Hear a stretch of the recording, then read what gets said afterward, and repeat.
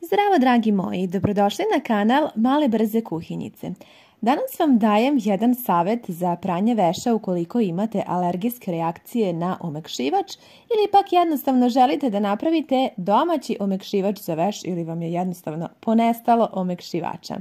Bilo koji slučaj da je u pitanju, sada ćemo napraviti jedno sredstvo pomoću kojeg će naš veš biti jednako mekan i miristan. A sve što je potrebno da uradimo jeste da u ovu posudu u koju inače sipamo svoj omiljeni omekšivač dodamo ovako jednu kašiku srednje veličine soli. Ako želite da vam veš još pored toga malo i zamiriše, možete dodati par kapi nekih esencija. Ja sam ovdje imala esenciju okeana i najviše volim zapravo taj miris. Uključite vašu veš mašinu na temperaturu kojom inače perete. Ova kombinacija soli i eteričnog ulja može zaista zameniti omiljeni omekšivač za veš, jer veš će biti jednako mekan, a bit će i mirisana ulje, što ćemo vidjeti u ostatku videa. Nakon pranja veša sa ovim posebnim aditivom koji smo dodali, odnosno sa soli, vidjet ćete koliko će veš biti neverovatno mekan, a pored toga bit će i veoma mirisan. Ali zašto je to tako? Umjesto omekšivača uvek možete koristiti so, jer je so zapravo optimalni omekšivač i pomoći će vašem vešu da bude posebno mekan bez upotrebe omekšivača. Ovo može biti posebno korisno za bebe ili za osobe sa alergijama jer često reaguju na sastojke omekšivača. Prilikom pranja uvek možete koristiti drugo eterično ulje kada perete, tako da uvek možete imati i drugi miris.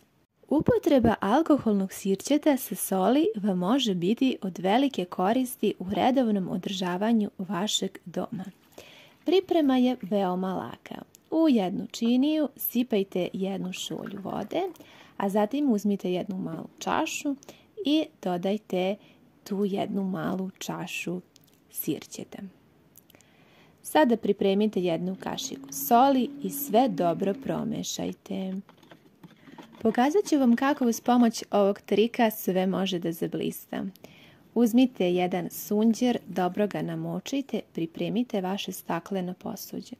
Pogledajte kako je musavo. Ja zaista najviše na svijetu mrzim musave čaše, generalno činije i sve od stakla, tako da je ovo idealno rješenje.